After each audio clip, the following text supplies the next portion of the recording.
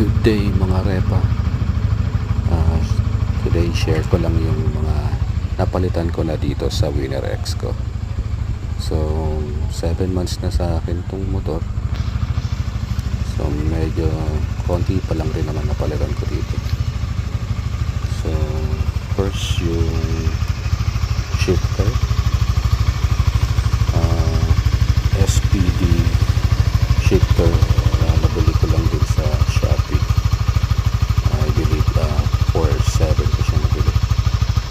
So yan, saktong sakto yan sa mga na-Winner X. Wala ka ng tabas na gagawin. Then next is yung racing seat from Boss Batusay, Mondragon cover. So sobrang kapit. So solid rin yan. So ito yung kabilang side ng shifter. So wala ka nang talagang tatabas